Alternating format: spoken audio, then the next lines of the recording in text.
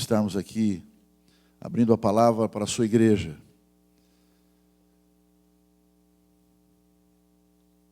Eu gostaria de louvar a Deus por esses 31 anos de ministério que já tenho. Parece que foi ontem que eu comecei o meu trabalho. Eu vou cantar uma música que eu cantei pela primeira vez no dia da minha formatura de teologia. Só que hoje essa música tem um significado muito mais forte, porque aquele dia era um sonho, hoje já é uma realidade. A gente teve várias experiências com muitas pessoas, momentos onde nós podíamos conversar, orar, chorar, nos alegrar. Momentos que no mesmo dia você fazia um casamento, e um velório e um enterro. Ou participava de um velório e um enterro. Graças ao Senhor por tudo isso que Ele nos dá. Nós temos um desafio, melhor dizendo. E alguns líderes na igreja no Brasil e acho que no mundo se sentem incomodados com esse assunto aqui das novas gerações. A igreja está estudando sobre isso.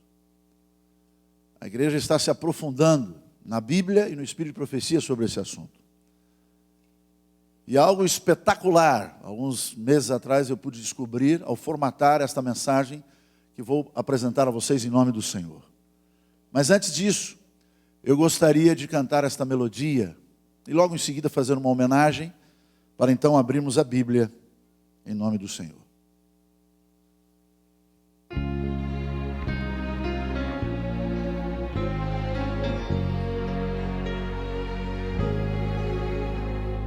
Graças, Senhor, pelo dom de servir, pela paz e amor, pela vida por vir. Amém. Graças, Senhor, por poder ajudar quem precisa de amor, quem só vive a chorar.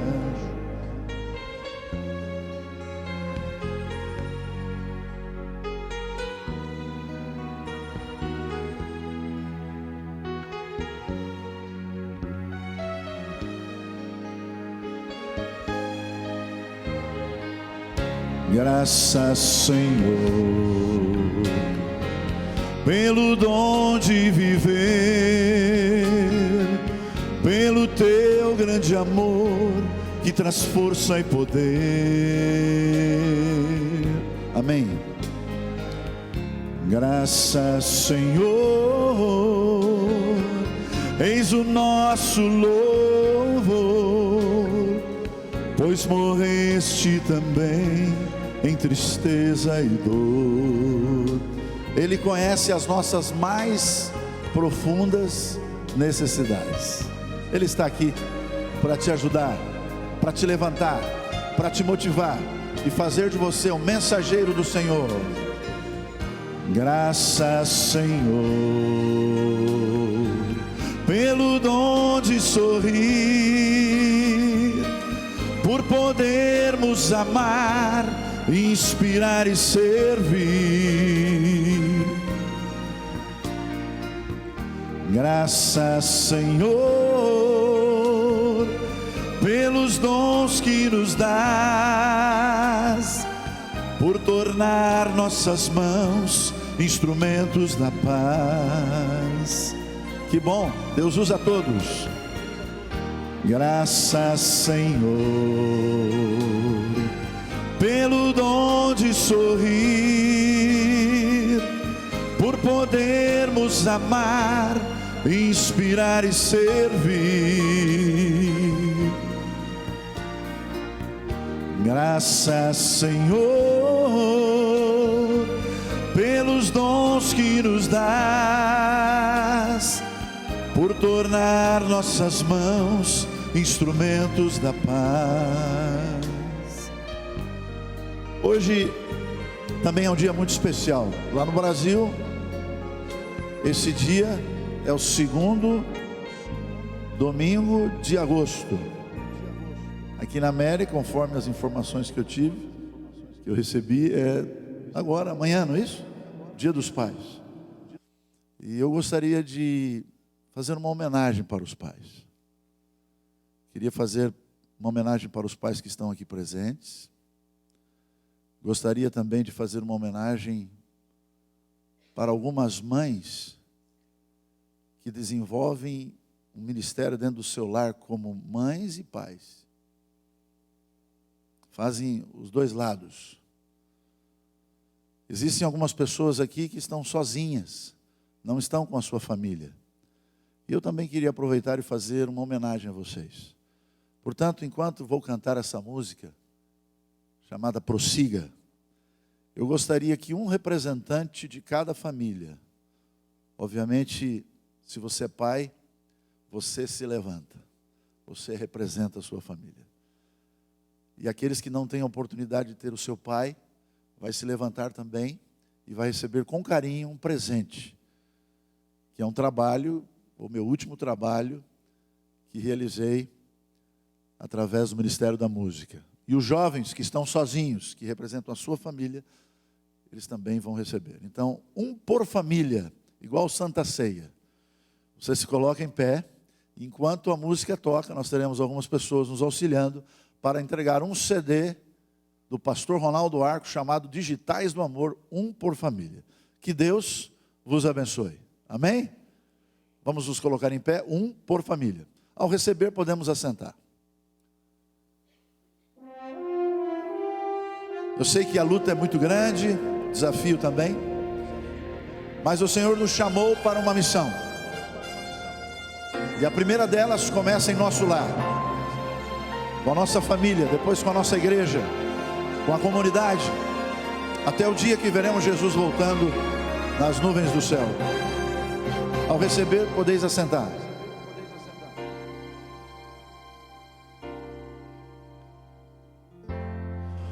O sonho que você sonhou ficou no coração.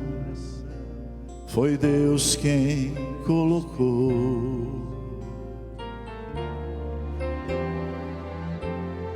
Ele quer muito te ajudar. E se você quiser, a força vai te dar. Então prossiga pelo seu ideal e vá lutando para alcançá-lo até o final. Amém? Tudo é possível,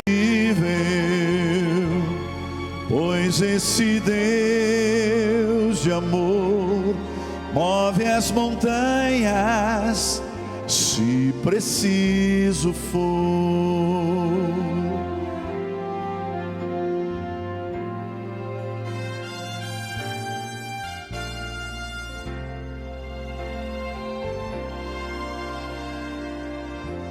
Se for difícil caminhar, você pode pensar que não vai conseguir,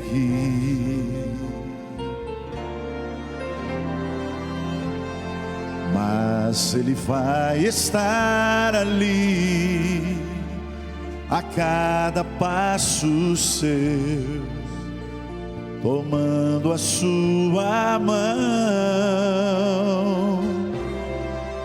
Então prossiga pelo seu ideal e vá lutando para alcançá-lo até o final. Tudo é possível, pois esse Deus de amor move as montanhas, se preciso for. Então prossiga o seu ideal e vai lutando para alcançá-lo até o final. Tudo é possível, pois esse Deus de amor move as montanhas, se preciso for. Move as montanhas, se preciso for. Move as montanhas, se preciso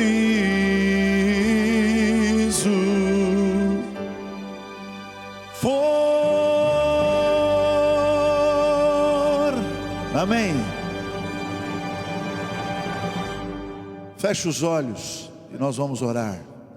E já vamos entrar no tema desta manhã. Querido Pai, nós te louvamos pela liberdade religiosa que ainda temos. Louvamos pela tua palavra, louvamos por esta igreja, louvamos pelos nossos amigos e também pelos nossos convidados. Que todos nós possamos ouvir mais uma vez a tua voz. Portanto, eu me entrego completamente ao Senhor. A igreja de Deus, a tua igreja, também se rende ao Senhor, para que possamos ouvir esta mensagem pelo teu poder, pela tua misericórdia, colocarmos esta mensagem em prática na nossa vida. Dá-nos a tua bênção, em nome de Jesus, amém.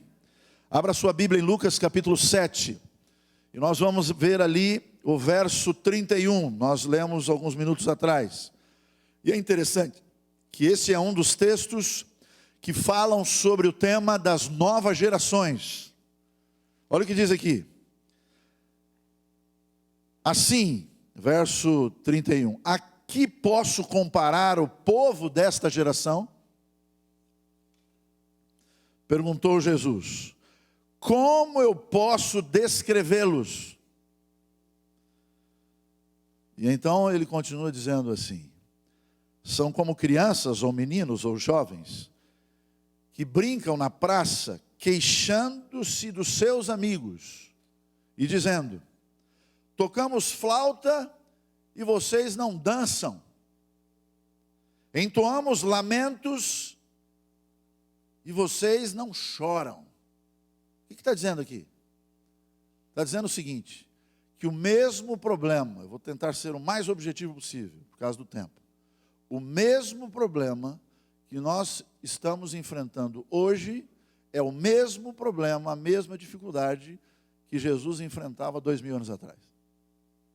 Hoje, as pessoas não estão felizes. Hoje, as pessoas não estão satisfeitas com nada. E antigamente era a mesma coisa. As pessoas queixavam-se uns com os outros, inclusive com os amigos e com a família. Às vezes, alguém pode ter uma super ideia, dizendo para o grupo: vamos mudar algumas coisas na comunidade, na igreja, na família. E aí sim, vamos alcançar o nosso grande objetivo. E não alcançam. Alguns colocam uma super transformação na igreja, como aconteceu numa igreja o ano passado, que eu tive a oportunidade de conhecer. Uma igreja que há 10 anos atrás tinha 600 membros, a maioria deles jovens. Então, juntamente com o pastor da igreja, com a liderança da igreja, com os pais da igreja, decidiram fazer algumas reformas na igreja. E sem exageros, investiram $1 milhão na reforma da igreja. $1 milhão. Mudaram a fachada da igreja. Gostaria de fazer uma pergunta a todos vocês. Eles estavam certos ou eles estavam errados? O que vocês acham? Não tenham medo, não é uma pegadinha, é uma pergunta. Eles estavam certos ou estavam errados? Certos? Alguns estão com dúvida. Eu vou dar a minha opinião. Estavam totalmente certos. A gente precisa, muitas vezes, mudar algumas coisas. Minha mãe, para aqueles que conhecem, né, dona Nair? Ela tem 80 anos. Um dia ela chegou para mim e disse assim, agora, há pouco tempo: filho, você tem que saber claramente a diferença entre princípios e tradição. Porque eu e seu pai, meu pai já faleceu em 2014, foi pastor dessa igreja. ele e eu tiramos muitas pessoas da igreja. Pelo nosso zelo, pela nossa defesa dos princípios da igreja. Não se preocupem. Esta mensagem tem um começo, um meio e um fim. E então, ela disse assim: tradição muda. Tem a ver com cultura, tem a ver com costumes. Princípios não mudam, porque tem a ver com a palavra de Deus, Deus não muda. Tem a ver com doutrinas, e as doutrinas não mudam. Por favor, você que trabalha com jovens há tanto tempo, ela com 80 anos, tinha uma visão que eu muitas vezes não tive. Nós precisamos mudar algumas coisas, que tem a ver com tradição. O problema é que às vezes eu e você, eu estou colocando dentro do barco, a gente transforma as tradições e diz que essas tradições são princípios. Essas tradições não estão no Espírito de Profecia. Essas tradições não estão na Bíblia. E a gente inventa, a gente cria votos, e aí começamos a complicar a vida. Eu vou explicar um pouquinho mais. Aí, voltando àquela igreja, no saguão da igreja, eu fui naquela igreja. Essa igreja é melhor do que aquela que eu fui o ano passado. Eles mudaram o saguão da igreja. Eles fizeram um restaurante tipo praça de alimentação de um shopping, para ensinar sobre os 7 remédios naturais, livros, tudo legal. E eu achei fantástico aquilo, eles estavam certos. Aí eu entrei no auditório. Esse auditório é muito melhor do que aquele auditório. Esse aqui, nesta igreja, está muito mais distribuído do que aquele. E eles investiram, e aí tinha um lugar para a banda, tinha um lugar para o coral, tinha uma iluminação especial, como a que vocês também têm. E aí no meio da conversa, ele não chorou, porque se ele chorasse eu estaria mentindo, mas ele ficou triste e disse assim: pastor, em menos de 10 anos, depois de um investimento de $1 milhão, nós perdemos de 600 membros, 590. Hoje nós temos só 10 pessoas na igreja. E eu fiz uma pergunta para ele, que eu acho que você também faria. Sabe qual é a pergunta que você faria? Por que você acha que saíram 590? Eu vou, daqui a alguns minutos, falar um pouquinho da resposta dele. Mas é só para criar um clima aqui. Eles estavam certos ou não estavam certos? Tinha que mudar a fachada ou não tinha? Tinha que reformar a igreja ou não tinha? Tinha que criar mais conforto e atratividade para as pessoas convidadas ou amigos? Tinha ou não tinha? Todo mundo aqui concorda, vocês têm visão. E é isso mesmo. Só que faltava alguma coisa para perderem 590 membros. A mensagem era poderosa, a linguagem era atual, tudo conforme a necessidade do mundo pós-moderno. Vamos voltar à Bíblia. Aquela igreja do ano passado estava vivendo os mesmos problemas do capítulo 7, verso 31 e o 32. Tinha música especial, mas alguns reclamavam, alguns criticavam, outros eram a favor. Aí tinha 2 igrejas dentro da mesma igreja. A igreja dos mais experientes, vamos dizer, a igreja das gerações experientes, e uma igreja das novas gerações. Essa já é uma dica. Essa já é uma dica de problemas que aconteciam naquela igreja e que aconteceram na época de Jesus. Não sei se vocês lembram, mas no verso 33, acompanha aí comigo. No verso 33 está escrito assim, olha que interessante. Quando João Batista apareceu, não costumava comer e beber em público, e vocês disseram, ele está o quê? Possuído por quem? Pelo demônio. Então vamos voltar um pouquinho na história da igreja adventista. Aqui nos Estados Unidos, uma garota chamada Ellen, lembram dessa garota? Com o sobrenome de White. 17 anos ela foi chamada. Está nos anais da história, não estou criando, não estou inventando, está escrito isso aí. Ela foi considerada pelas pessoas mais experientes, pelos líderes da igreja, um demônio, igual a Bíblia diz que as pessoas diziam sobre João Batista.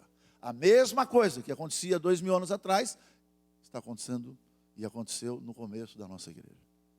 O pior é o último verso que eu decidi apresentar para vocês, que é o verso 34, que diz assim, o Filho do Homem, por sua vez, come e bebe. Quem é o Filho do Homem?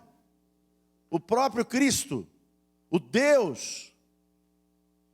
É comilão, desculpe eu rir, mas é engraçado isso aqui.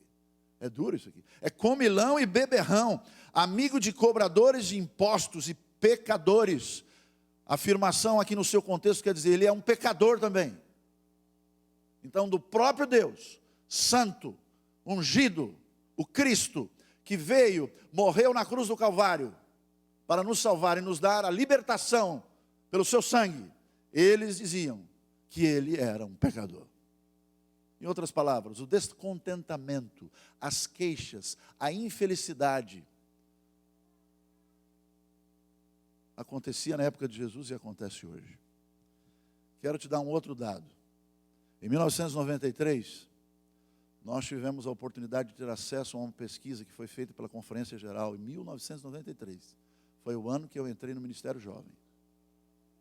E aí depois eu passei por outras associações, e quando eu estava trabalhando na Associação Paulista Central, que fica a sua sede em Campinas, eu também fiz uma pesquisa com uma agência séria da igreja, e os resultados dessa pesquisa, mesmo com a diferença de anos, eram o mesmo praticamente.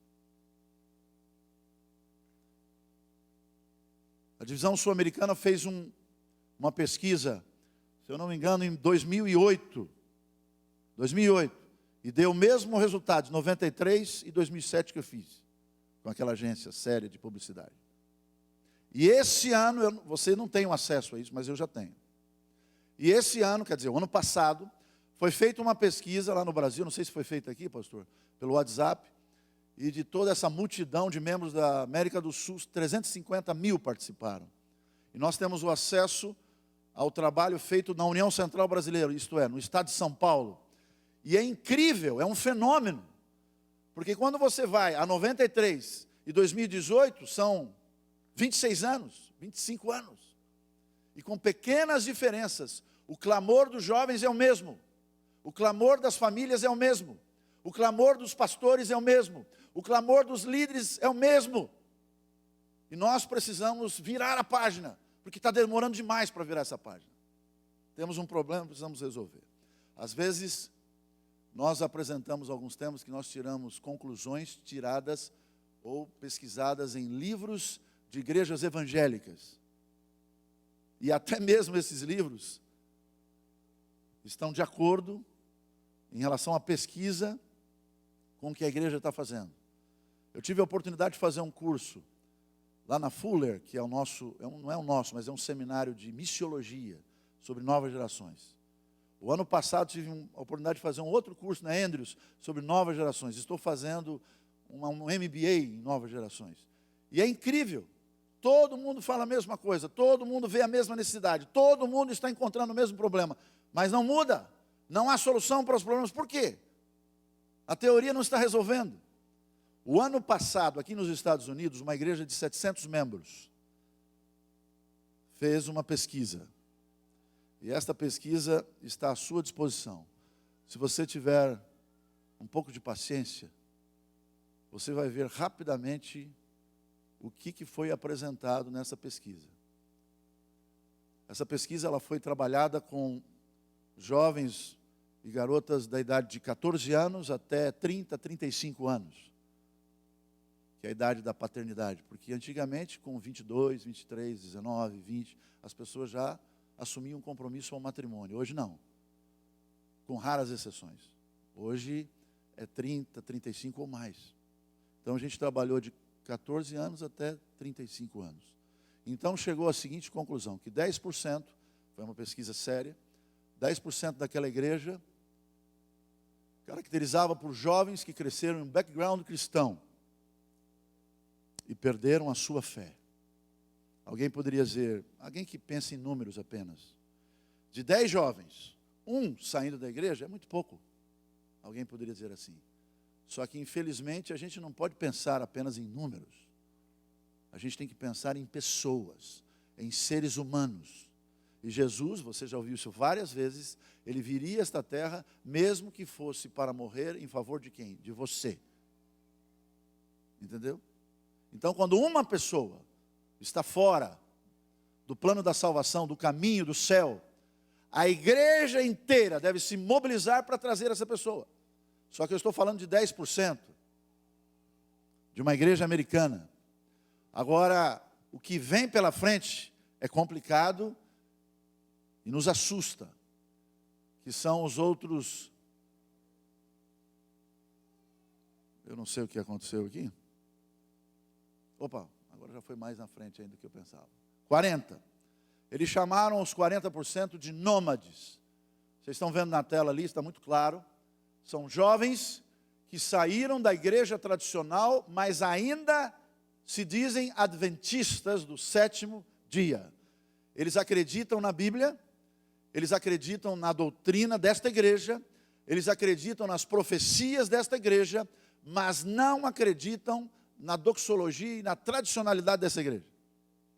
Só que quando você soma 40 mais 10%, começa a complicar, porque aqui a gente já encontra 50%. Antigamente nós tínhamos um grupo, desculpe eu chegar mais à frente aqui, que era a favor de Deus, criacionista, bíblico. Antigamente. E tinha um outro grupo que era diferente. O outro grupo pensava assim: eu sou contra Deus, eu sou evolucionista, eu sou ateu. Era 50 para cada lado, em forma geral. Hoje não. Hoje é o seguinte: 25% são a favor de Deus. Os outros 25% são contra Deus. Onde estão os 50%? Os 50% dizem o seguinte, ou às vezes nem dizem, mas demonstram com a sua ação: eu não estou com vontade de me comprometer com Deus. Eu não estou afim de me comprometer com a igreja. Vocês podem ter até as suas razões e os seus argumentos, e eu até posso ouvir, mas eu quero lhes dizer que eu não estou com vontade. Essa é uma realidade americana, e esta é uma realidade, infelizmente, que está acontecendo no Brasil. Só lembrando que a igreja adventista, ela foi fundada praticamente por jovens. Aquele momento que quando Guilherme Miller recebeu um folheto sobre a volta de Jesus, era um garoto de 14 anos que estava entregando esse folheto. Era um garoto, era um jovem, novas gerações. Mas aí você vê Guilherme Miller, um grande pregador, que falou sobre a vinda, ou a segunda vinda de Jesus a esta terra. Uma pessoa de experiência. Então você vê nesse momento novas gerações, na época dos pioneiros, e gerações experientes. Vocês já conhecem bem a história, é bom lembrar um pouquinho. Guilherme Miller era doente. Guilherme Miller era enfermo. Guilherme Miller tinha dificuldades físicas. E ele precisava de um companheiro. Sabe quem ele chamou para acompanhá-lo nas suas campais e nas pregações onde ele viajava por toda esta América? Josué Raimes. E Josué Raimes era um jovem. Numa linguagem moderna, é aquele que fazia agenda. É aquele que ligava e dizia assim: vamos participar dessa campal. Nós vamos de carruagem, vamos de cavalo, vamos passar frio, mas nós vamos lá. Ele tinha ânimo, ele tinha alegria, era um jovem. Você via novas gerações, Josué Raimes, e você via o quê? Gerações experientes, juntos, unidos. 50% é preocupante ou não é? É extremamente preocupante. Outro dia, eu me deparei com um jogador de futebol que nasceu na igreja, estudou na escola adventista lá em São Paulo. Eu não vou dizer o time, mas ele é um jogador de um dos 4 times principais de São Paulo, que é São Paulo, Corinthians, Palmeiras e Santos. É um desses aí. Ele ganha mais de 200 mil reais por mês, e no final do ano passado ele ganhou 500 mil reais de prêmio. E ele se diz adventista do sétimo dia. Ele fala para o seu técnico que é famoso, ele fala para os seus amigos, e quando ele tem oportunidade, olha que incrível isso, ele vai em uma das nossas comunidades adventistas de São Paulo, e ele faz parte desse índice aí. Ele não acredita mais na tradicionalidade da igreja. Pergunta, ele está certo ou está errado? Não me responda agora. Nós somos pessoas imediatistas. Outro dia eu estava conversando com 2 pastores, e antes de eu apresentar o tema, eles já estavam me humilhando, já estavam me rejeitando, já estavam quase me enterrando. E essa é a característica imediatista. A gente não tem tempo para ouvir. A gente está sempre ansioso, sempre preocupado. Olha o que acontece aqui. Pesquisa de 2018. Não é de 1963, 1950, 2018. Agora nós vamos para um outro grupo aqui. Pode passar para mim, se vocês quiserem. Volta um pouquinho. Volta. Agora para frente. Isso. 20% são os exilados. Quem são os exilados?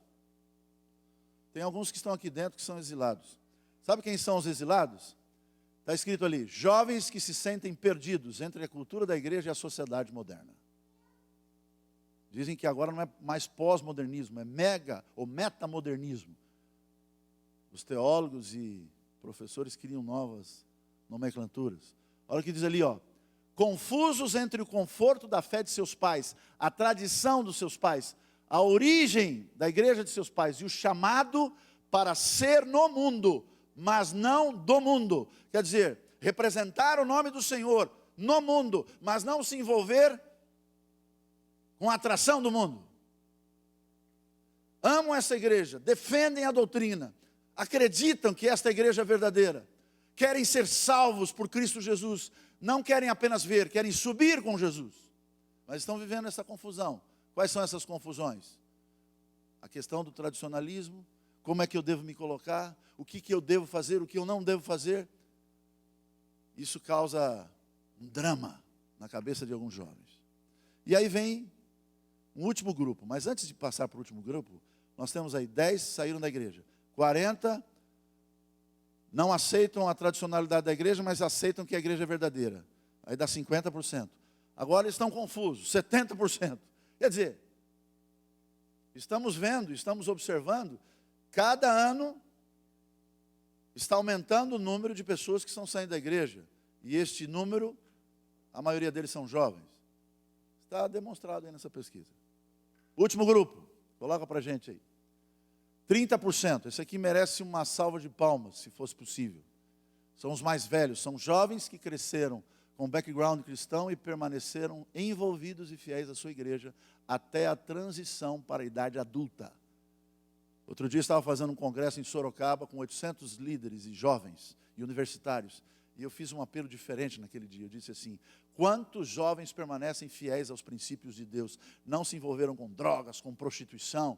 Eu não estou falando em perfeição, mas eu estou falando de uma forma tradicional agora, que mantém os princípios gerais da igreja. Eu achava que ninguém ia se levantar. Num certo momento levantou uma garota, linda, trazida pela sua amiga, e ela veio chorando aqui na frente. E quando ela chegou bem perto de mim, eu disse assim: por que você está chorando? E ela respondeu: estou chorando, isso sem o microfone, porque eu trabalho num escritório de direito, e pastor, é quase impossível viver os princípios da palavra de Deus dentro desse escritório. Mas pela graça de Deus e pela misericórdia de Deus, eu continuo firme. Aí eu falei para todo mundo e pedi um aplauso. Foi um negócio espetacular. Às vezes a gente só chama pessoas aqui na frente, eu não tenho nada contra testemunhos. Eu também conto testemunhos. Mas às vezes a gente chama algumas pessoas na frente que se envolveram com drogas, com prostituição, e fazemos todo um momento especial, e aí chamamos as pessoas para uma decisão. Está certo ou errado? Está certo. Já vou antecipar para você não ter dúvidas. Mas tem gente que nunca veio aqui na frente, mas são pontos de referência da fé cristã dentro da comunidade adventista. E eu quero olhar para vocês, garotas, jovens, irmãos de mais idade e experiência, e agradecer, porque esta igreja permanece firme e vai permanecer até a volta de Jesus, por pessoas que estão envolvidas com esses princípios. Muito bem. Agora, apresentar um problema, apresentar uma situação, é muito fácil. Outro dia eu estava numa palestra e tinha um comunicador que falava muito bem, que sabia se expressar, tinham imagens incríveis e todo mundo babava o ovo. Quando terminou a apresentação, ele disse o seguinte: queridos irmãos, vamos orar, entregar a nossa vida a Deus, porque eu não sei o que fazer. Apresentou um problema, mas não apresentou uma solução, nem uma proposta, mas foi um show. Era como se estivesse de ponta cabeça aqui na frente, fazendo malabarismo. Eu não vou sair daqui sem uma proposta. E essa proposta ela tem que estar no Espírito de Profecia e na Bíblia. E aí vocês vão ver como os nossos jovens são sérios. Como os nossos jovens amam essa igreja. Existem exceções? Em todos os lugares existem exceções, inclusive nas gerações experientes. Inclusive nos pastores. E aí, rapidamente, eu gostaria de passar aqui, ó, por que os jovens saem da igreja? Eu vou colocar 3 itens, são vários. O que eles disseram? A necessidade de relacionamentos entre as gerações. Parece que eu estou chovendo no molhado aqui. Isso quer dizer que as gerações, ou as novas gerações, geração milênio, geração Z, necessita de se envolver com as gerações experientes. Temos alguns aqui. E aí, fruto daquele estudo que a gente está fazendo, um doutor, um PhD na área de Espírito de Profecia, apresentou mais de 40 textos do Espírito de Profecia falando sobre novas gerações. E aí o que eu fiz? Esse é um trabalho que eu fiz para a minha matéria. Coloquei a necessidade que os jovens estão abrindo, o clamor dos jovens, e aí eu coloquei um item aqui, ó, do Espírito de Profecia, que diz assim: unam-se os jovens a obreiros experimentados. Você acredita nisso? Se você não acredita, você não acredita no Espírito de Profecia. Que compreendam as Escrituras, estas pessoas experientes devem compreender as Escrituras, devem conhecer as Escrituras. E que por muito tempo tenham sido o quê? Praticantes da palavra, e não só teóricos. Que introduziram a verdade na sua vida o quê? Prática. Aqui é uma bomba. Você está preparado? Você está preparado para saber o que é essa vida prática? Olha aqui, ó. Por outro lado, nunca deveis colocar a juventude sob a orientação de indivíduos espiritualmente indolentes. O que é uma pessoa indolente? Preguiçosa espiritualmente falando. Uma pessoa que vem no sábado de manhã e esquece da igreja. Uma pessoa que não estuda a Bíblia. Uma pessoa que não vive uma vida cristã dentro da sua casa. Que não tem culto da família. Outro dia eu me deparei com um texto, e eu posso mandar para vocês se vocês quiserem, que diz assim, que mesmo que o pastor desenvolva o seu trabalho de uma forma perfeita e cabal, essa é a expressão do Espírito de Profecia, mesmo que o pastor desenvolva o trabalho de uma forma perfeita e cabal, pouco adiantará o seu serviço e o seu trabalho se os pais não assumirem o seu compromisso com os seus filhos. Eu louvo a Deus pela família. Deus me fez ser um departamental de jovens. Eu nunca imaginava que eu ia ser departamental de jovens há tanto tempo. E eu louvo a Deus porque comigo ou semigo, desculpa usar essa expressão, lá em casa, de uma forma séria, gostosa, prazerosa, nós temos culto de manhã e à noite. Comigo ou semigo? Porque em primeiro lugar, é ajudarmos os nossos filhos a crescerem nos princípios da palavra de Deus. Este é o primeiro ponto porque os jovens saem da igreja. Porque dentro da minha casa eu não dou um bom testemunho, dentro da sua casa você não dá um bom testemunho. Por favor, existem exceções e eu não estou sendo arrogante e nem quero humilhar. Não é esse o espírito. Mas vamos voltar ao texto. São indolentes, os quais não possuem altas e elevadas e santas aspirações, porque o mesmo espírito de indiferença, o que é o espírito de indiferença? De insensibilidade. Sabe falar, mas não sabe cuidar. Sabe falar ou criticar, mas não sabe se envolver. Não pagam o preço para isso. Ó. Farisaísmo tem um formato de santidade, mas no fundo é um sepulcro caiado, que tem um cheiro mau. Último item. Formais. Outro dia eu recebi um convite para fazer um seminário sobre formalidade, num dos nossos UNASPs. Sabe o que eu descobri? Que aquele que inicia a formalidade dentro da igreja é o pastor, sou eu. E sabe que em tantos textos que a gente pode ter acesso, um deles diz assim, que às vezes os pastores, para se manterem no cargo, têm um formato de santidade, mas no fundo não vivem aquilo que pregam. Isso mexe comigo. Em outras palavras, eu tenho que mudar. Isso mexe com os anciãos, com os líderes da igreja, com os líderes dos departamentos. Porque muitos de nós somos os causadores e os originadores do tradicionalismo dentro da igreja, do farisaísmo dentro da igreja, da formalidade dentro da igreja. E hoje, Hoje os jovens não se assentam mais para ouvir, com raras exceções. Hoje, os jovens das novas gerações querem ser protagonistas. Eles querem pensar juntos, eles querem falar, eles querem opinar. Tem garotos aí de 25 anos, 23 anos, que dominam e controlam mais de milhões de dólares. E a empresa confia nele. E a igreja não confia nele. A igreja não ouve as suas inquietudes. Não conversa. É um problema ou não é? É uma realidade ou não é? Eu estou tentando ser rápido, porque às vezes o tempo passa demais. E eu gostaria de ter um pouquinho mais. Em outras palavras, os jovens estão pedindo, nós queremos ter relacionamento com pessoas experientes, mas eu quero, por favor, que eles nos ouçam. Outro dia, estavam falando da força do Ministério Jovem. Aí na revista Adventista estava escrito assim, que em toda a América do Sul, eu trabalho na América do Sul, então eu só falo da América do Sul. Em toda a América do Sul, quando foram enviados os delegados para a conferência em geral, não tinham 2 delegados com idade de menos de 35 anos. E aí lá na frente diz assim, os jovens são um exército, mas na hora de opinar, na hora de participar, menos do que 2. De 2.300, 2.500 delegados. Tem muita coisa para a gente conversar, mas aí vem a segunda colocação, você pode colocar para mim ali, que é o perdão e a aceitação. Eles concordam que tem erros. As novas gerações aceitam as suas falhas e as suas limitações, eles estão confusos. Eles precisam do perdão. Agora eu me deparei com um texto, pode colocar o texto, que é uma bomba. Eu não acreditava que esse texto estava no Espírito de Profecia. E esse texto diz assim, os que esperam ter sucesso na educação dos jovens, devem aceitá-los como são, e não como deviam ser, e nem como serão, quando saírem de sob a sua instrução. Em outras palavras, estava conversando com um amigo outro dia, é impossível você imaginar que você vai pegar um jovem de 2019 e vai trazê-lo à década de 1960, que foi a década que eu nasci. 1950, a década de que outros nasceram. Quem sabe nós tenhamos um ou outro aí da década de 30, da década de 40.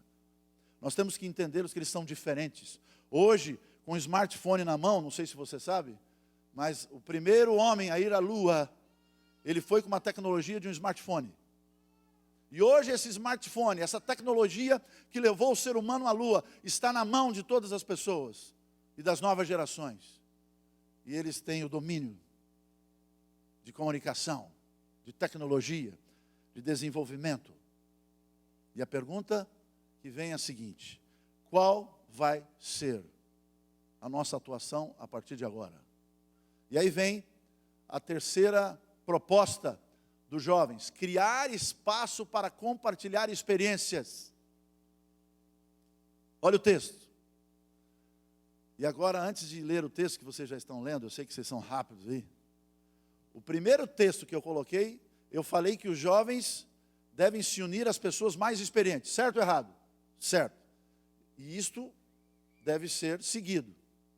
Claro que são pessoas que vivem uma vida religiosa prática, não são indiferentes, não são insensíveis, não são fariseus, não são formalistas e não são indolentes. Muito bem. Agora, eu coloquei um texto também do Espírito de Profecia, ao contrário. Só para você ver o equilíbrio. Há uma bênção no convívio dos mais idosos com os mais jovens.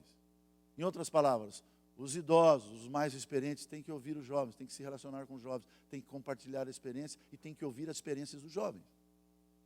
Mesmo que você não acredite. Aqueles cujos laços da vida se estão enfraquecendo, necessitam o benefício do contato com a esperança e a vivacidade da juventude. E por outro lado, olha que texto legal. Os jovens podem ser auxiliados pela sabedoria e a experiência dos mais idosos. Em outras palavras, meu amigo, nós podemos desenvolver, pela graça de Deus, uma unidade na igreja tão forte, que ela será inabalável. E Deus disse o seguinte, se nós não nos unirmos nesta terra, vocês estão ouvindo aqui? Se nós não nos unirmos nesta terra, jamais vamos nos unir aonde? No céu. Em outras palavras, a Bíblia nos dá a dica. Sabe o que a Bíblia nos diz? Vamos para frente. E aí você vai ver uma tela que vai mostrar rapidamente o que a Bíblia nos diz. Para nessa tela. O problema já existia desde a época de Jesus. Lucas capítulo 7 foi o início da nossa leitura. E aí vem um conselho para gerações experientes. Por que tem que ser um conselho primeiro para gerações experientes? Porque as gerações experientes são aquelas que viveram mais, ou que vivem mais, e devem dar o exemplo, devem dar um bom testemunho. E diz a Bíblia em 1 Timóteo capítulo 4, verso 12, o quê? Não desprezeis os jovens, não desprezeis as novas gerações. Só que por outro lado, você está preparado para ouvir, jovem? Em 1 Timóteo capítulo 5, verso 1 e 2, é um conselho para as novas gerações que diz o seguinte: jovens, novas gerações, não se irritem com os mais velhos e os mais experientes como vocês estão se irritando. Sabe o que quer dizer esse conselho? Esse conselho quer dizer o seguinte: se você considera uma pessoa de mais experiência desatualizada, eu quero confessar a vocês que em alguns pontos nós somos extremamente desatualizados. E nós precisamos da ajuda de vocês. Outro dia eu estava com o meu filho, e eu orgulhoso, achando que eu sabia um pouco de computação, fiquei 2, 3 semanas para resolver um problema que ele em 5 minutos resolveu. Isso é um exemplo frágil. Isso é um exemplo superficial. Você quer que eu dê um exemplo um pouquinho mais de conteúdo? Eu não faço mais semana de oração sem ir da igreja antes. Aí outro dia eu falei: pastor, eu quero jovens nesta reunião. Eu quero o pessoal da mídia, do som, da música, a liderança, mas eu quero jovens. Aí eu chamei de jovens informais e jovens formais. Jovens informais, aqueles que têm cargo na igreja. E jovens informais são aqueles que não têm cargo na igreja, mas são tão carismáticos que exercem uma liderança e um cuidado maior do que os informais. Entendeu? Eles são catalisadores, um negócio impressionante. Traga esse grupo junto. Tinham 40 jovens. 40. E aí eu disse assim: eu não vou fazer a semana de oração. Mas por que o senhor veio aqui então? Falei: não, vocês vão fazer a semana de oração e eu vou ser o representante de vocês. Sabe aquele trabalho de classe que a gente faz em grupo? Esse é o nosso grupo. Nós vamos abrir um grupo do WhatsApp e vocês vão colocar o tema da semana, vocês vão colocar o tema de cada dia, as músicas para cada dia. E sabe o que eu descobri? Pasmem, pasmem. Eles estão querendo ajudar a família, a igreja, mais do que eu pensava. E todos os temas que foram colocados eram temas extremamente relevantes. E isso foi durante 3 meses. E quando chegou a semana de oração jovem, 40 pessoas estavam torcendo, trabalhando, juntos, unidos, para que o projeto fosse um sucesso. Primeiro dia, eu estava um pouco preocupado, estava um pouco ansioso. E aí eu apresentei a mensagem, que era deles. E aí no final fizemos uma avaliação. E aí uma publicitária, se eu não me engano hoje está na Austrália, disse assim: pastor, depois que ela entendeu que eu era sincero, que eu não estava preocupado com críticas e conselhos construtivos, ela disse assim: parece que o senhor é sincero, parece que o senhor não vai ficar magoado comigo. Ou comigo. E eu vou dizer uma coisa. O senhor, quando veio há 3 meses aqui, o senhor estava solto, o senhor estava brincando. E é esse jeito que a gente quer. Uma pessoa solta, uma pessoa real. Quando o senhor se apresentou hoje aqui, o senhor falou direitinho. O conteúdo foi demais. Mas o senhor estava duro, estava preso. Pastor, não precisa ser assim. Nós somos seres humanos. E aí eu falei assim: você pode me dar alguns conselhos? Junto de 40 jovens. E ela começou a me falar, e daqui a pouco um começou a colaborar, um outro também. No final chegamos à conclusão. Sabe qual é a conclusão? De que a gente não precisa toda essa formalidade. E aí eu me apresentei no segundo dia, já mais solto, mais tranquilo. Você precisa ver a alegria desses jovens. E no final algumas pessoas foram batizadas, algumas pessoas entregaram o coração a Jesus, e o projeto missionário daquela igreja continua, para a honra e glória do Senhor. Olha aqui para mim, eu não sou Luiz Gonçalves, mas chega mais. Lembra daquela igreja que é verdadeira? Que eu estava com o ancião da igreja, o primeiro ancião da igreja, estava andando assim como eu estou andando aqui com vocês hoje. E ele emocionado, mas não chorando, ele disse assim: pastor, nós demos tudo para os jovens. Música moderna, uma linguagem interessante, uma iluminação especial, um conforto maravilhoso, um saguão bem receptivo. Mas teve uma coisa que a gente não conseguiu dar. O que foi? Ele abaixou a cabeça e disse assim: nós transformamos a igreja num clube e não num projeto de missão. Perdemos 590 membros dessa igreja, a maioria jovens. Porque tinha um programa cada sábado bem feito, com um horário bem trabalhado, mas não tinha missão, não tinha envolvimento da família com a missão. Eu queria apresentar para vocês um motion graph sobre a história do Ministério Jovem, é bem curtinho. E aí a gente vai para a conclusão. Vocês vão ver como começou o Ministério Jovem aqui nos Estados Unidos e para onde vai esse Ministério Jovem. Se nós perdemos de vista isto, novas gerações, gerações experientes, nós estamos fadados a esta igreja, 10, 15 anos, a não ter mais jovens, a não termos mais comprometimento com a missão. Só depende de você, depende de uma escolha. Só que aí depois eu vou dar o último conselho. São 3 conselhos, porque o jovem sai da igreja. Primeiro, porque a família não vive o que deveria viver. Segundo conselho, a igreja, os pastores e os líderes como eu estou junto. Eu não estou falando para vocês, eu estou falando para mim, em primeiro lugar. Precisamos mudar, precisamos ter uma visão mais ampla. Terceiro motivo, daqui a pouco eu te falo depois do vídeo. Vamos lá então? Está nascendo uma nova geração. Não, é o outro. Uma geração forte, lutadora, resiliente. Uma geração. Essa aí eu ia apresentar no começo, mas por causa do tempo eu fui cortando algumas coisas. Coloca o segundo da história. Isso, coloca um pouco mais alto.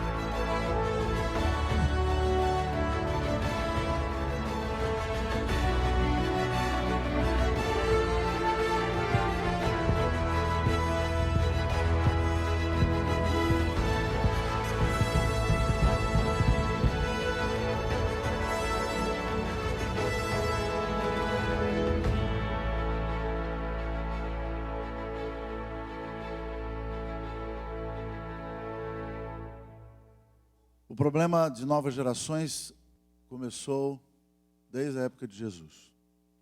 É o mesmo problema. Tem as diferenças tecnológicas e tal, mas é a mesma coisa. 3 motivos especiais por que os jovens saem da igreja. Primeiro, pela família. Segundo, pela própria igreja. Terceiro, agora eu queria te perguntar, você está preparado para ouvir isso? Deus deu aos jovens, nós temos aqui o maior grupo de jovens nesse lado aqui. Temos alguns também ali. Deus nos deu a liberdade de escolha. Certo ou errado? Nos deu o livre arbítrio. Em outras palavras, se eu como pastor desta igreja cometi erros ou cometo erros, em nome do ministério nós queremos pedir perdão para vocês. Se os pais, eu também sou um pai, eu tenho 3 filhos, eu tenho 3 gerações dentro da minha casa. Minha esposa e eu, uma geração, meu filho mais velho com 23 anos vai fazer agora a 2ª geração, e os meus 2 gêmeos, a Mariana e o Leonardo com 17 anos. Eu tenho que administrar o problema e as dificuldades de uma geração moderna dentro da minha casa. Então, se eu como pai, se eu como família cometi erros, ou cometo erros, eu estou disposto a mudar e quero pedir perdão. Agora, o terceiro ponto, não depende nem do pai nem da mãe, depende de você. Que é uma decisão que cada um tem que tomar. Se eu tivesse tempo, não temos mais tempo, nós poderíamos chamar aqui algumas pessoas na frente, que mesmo com o mau exemplo dos pais, mesmo com a falta de apoio na igreja, permanecem fiéis aos princípios da palavra. Sabe por quê? Porque decidiram viver por Cristo. Decidiram cumprir a missão. Decidiram ser baluartes da fé e pontos de referência em qualquer lugar que estiverem, seja no Brasil ou seja em Dallas. Então, eu quero desafiá-los em nome de Jesus, para que a partir de hoje, uma nova história possa ser realizada aqui em Dallas. Através de uma liderança melhor, através de uma família melhor, mas através de pessoas que se entregaram e de jovens que se renderam ao Senhor. Ninguém pode forçar. Tem que ser algo que vem do coração. Antigamente, pastor Manolo, eu via na revista Adventista, pastor José Maria Barbosa levando 50 jovens para a Amazônia. Uau, sensacional. O projeto Prisma, lembra, Tadeu? 50 jovens, todo mundo dizia fantástico. Hoje, só do estado de São Paulo, nas últimas férias, foram 350 jovens. Hoje, só com aquele ministério chamado Caleb, agora em julho, daqui a alguns dias, só em São Paulo, 13 mil jovens. Aí tem um outro projeto, um ano em missão. Pastor, mas eu não gosto desses projetos criados pela igreja. Ok, então crie um projeto. Dê um nome para esse projeto. E quando eu falo projeto, não é só pintar casas. Quando eu falo de um projeto, não é só dar alimentos para as pessoas carentes. Isso também é um projeto. Mas é o projeto da apresentação da palavra e da missão em Cristo Jesus, de falar do amor de Jesus enquanto há tempo, porque Jesus em breve vai voltar. Esse é o ponto. Se nós não nos unirmos, jamais vamos nos unir no céu. Ninguém vai para o céu. Eu gostaria de terminar cantando uma música que está nesse CD que eu dei para todas as famílias, que é uma música feita por novas gerações. Garotos de 14, 15, 16 anos. Não é Lineu Soares, não é Jader Santos, não, é novas gerações. E eles estão viajando pelo mundo inteiro. Sabe o que eles estão fazendo? Eles estão desafiando as igrejas. Eles estão desafiando os jovens. Eles estão desafiando todo mundo. E aí quando eu vi essa música, eu falei, meu amigo, eu preciso compartilhar.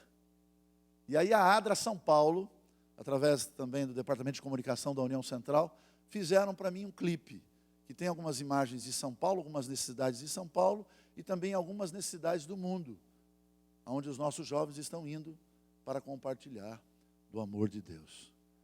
Enquanto eu canto essa música, vamos apagar todas as luzes, vai ser o vídeo. Eu queria pedir a Deus, porque eu não tenho esse poder. Tem algumas pessoas que acham que tem esse poder e não tem. Eu sou um ser humano e se não cuidar sou pior do que todos vocês juntos. Mas eu sei quem tem esse poder. Eu vou orar enquanto eu estiver cantando, pedindo para que esse poder sensibilize a tua alma como líder, como pai e como novas gerações. Para que nós possamos, motivados porque Ele morreu por nós, porque Ele nos deu a salvação, a esperança e a certeza da salvação, sermos instrumentos de amor em nome de Jesus. Deus vai dar criatividade para vocês. A Bíblia é o maior livro de criatividade. Deus vai dar orientações incríveis e vocês vão fazer projetos que vocês nunca imaginaram, porque a Bíblia diz em João capítulo 14 que vocês irão realizar obras maiores do que o próprio Jesus fez, pelo poder dele. Acredite nisso. Enquanto eu estiver cantando, eu não quero que você se levante, eu não quero que você venha aqui na frente, não é nada disso.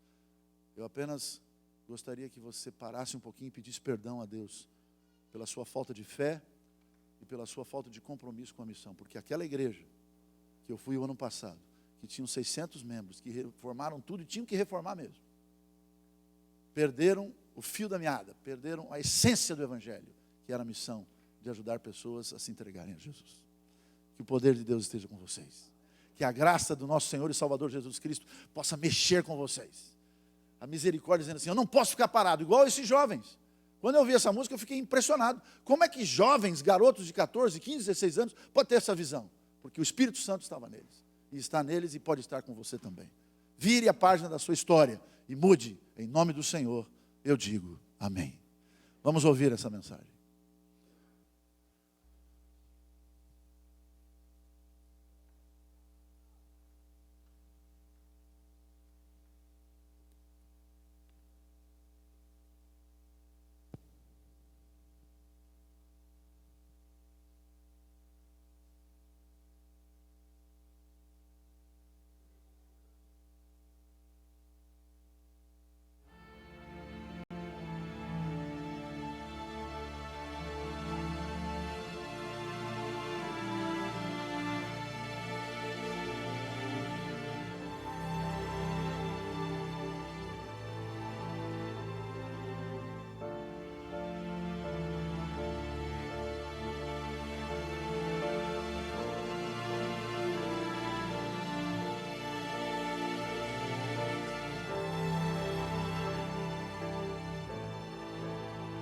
Tanta gente sem direção, pelas ruas eles estão, buscam abrigo,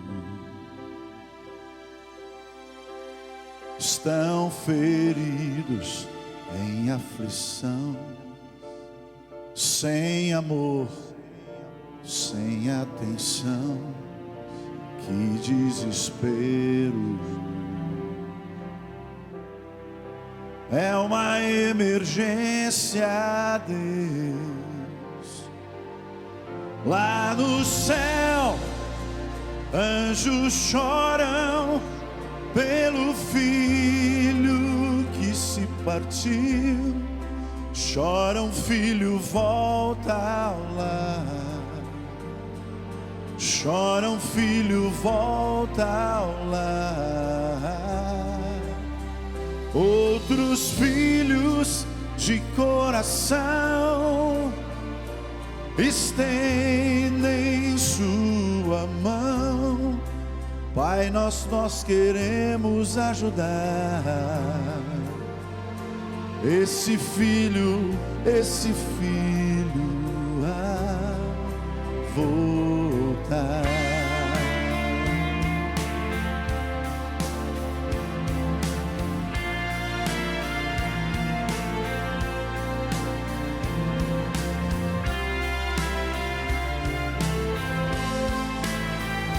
As pessoas cheias de ódio, sem respeito, se esqueceram uns dos outros. Geração desamparada, sem saber que existe um Deus e sua glória é uma emergência. Deus, lá no céu, anjos choram pelo filho que se perdeu. Choram, filho, volta ao lar. Choram, filho, volta ao lar. Outros filhos de coração estendem sua mão. Pai, nós vamos ajudar esse filho a voltar.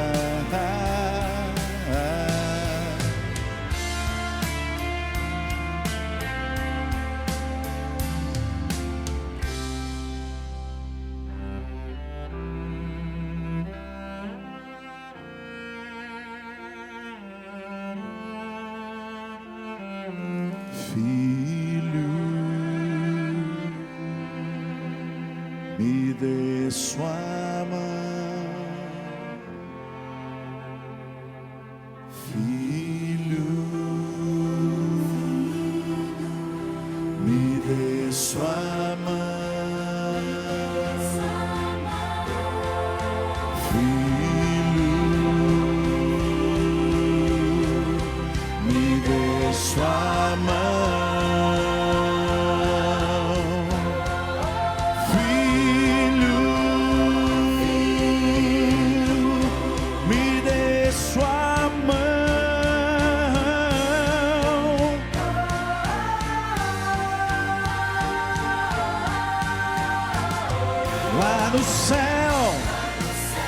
Anjos choram pelo filho que se perdeu. Chora um filho, volta ao lar. Chora um filho, volta ao lar. Outros filhos de coração estendem a sua mão. Pai, nós vamos ajudar esse filho a voltar.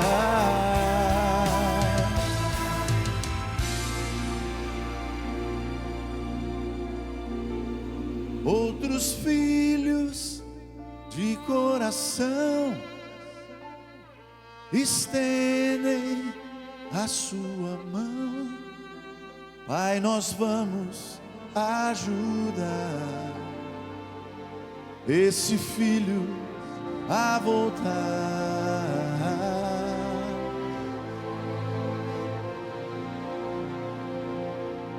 Vamos nos colocar em pé.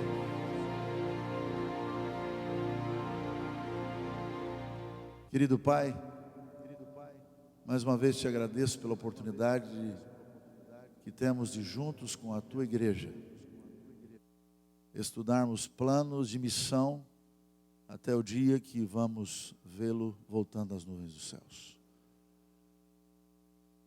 Queremos agradecer pelas novas gerações, queremos te louvar pelas gerações experientes e juntos, unidos, um aceitando o outro, um perdoando o outro, um compreendendo a linguagem do outro, possamos crescer.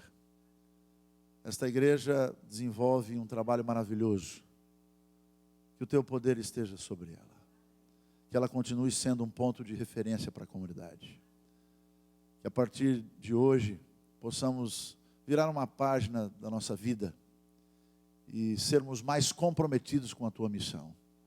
Tem muita gente triste, muita gente perdida, sem esperança, que está esperando a nossa presença e a nossa influência na vida dessas pessoas. Grandes coisas o Senhor prometeu aos teus filhos, grandes obras, grandes projetos, mas para que isso seja puro e verdadeiro, nós precisamos nos render completamente ao Senhor, reconhecermos as nossas falhas e buscarmos em tua palavra a tua direção.